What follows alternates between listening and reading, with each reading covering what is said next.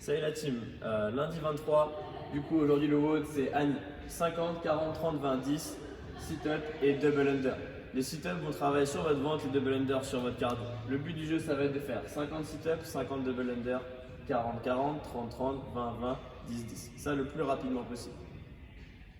Le stimulus du WOD c'est l'intensité. Ce qu'on va rechercher c'est que vous tourniez aux alentours des 9 minutes ou en dessous de 9 minutes. Pour ça vous allez avoir plusieurs adaptations. Pour vos adaptations, vous allez pouvoir faire, à la place de faire des doubles tours, vous allez pouvoir faire des simples tours, un seul tour, c'est-à-dire que la corde passe une seule fois sous vos pieds.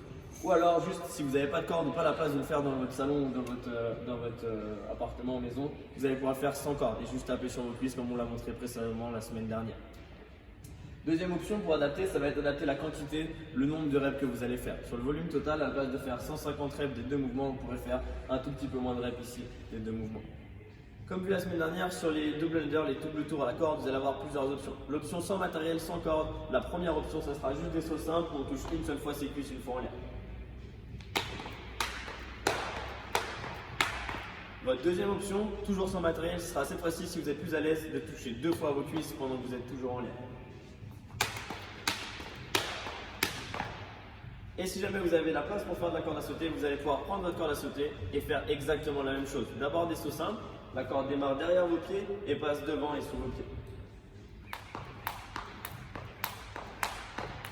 Essayez de veiller à ce que vos mains restent proches de vos hanches et que ce soit vraiment un mouvement de votre poignet et pas un mouvement entier avec vos bras.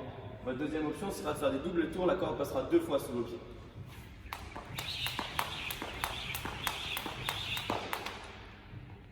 Pour les sit-ups, vous allez avoir vos deux pieds joints juste devant vous, vos genoux relâchés sur l'extérieur. On va s'allonger sur le dos, envoyer ses bras, toucher les mains au sol derrière, puis les renvoyer fort devant et finir avec le dos droit.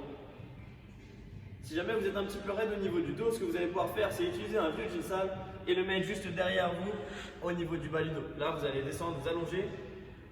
Le jean va amortir votre descente et permettre à votre dos de se dérouler correctement au sol. Puis vous allez vous servir du jean pour repousser dans le sol et jeter vos bras et vous redresser.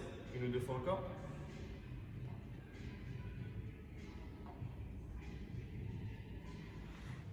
Si jamais vous n'êtes pas forcément à l'aise avec ce mouvement-là, même avec l'aide de votre jean sale ou de votre abmat, vous allez avoir une dernière option.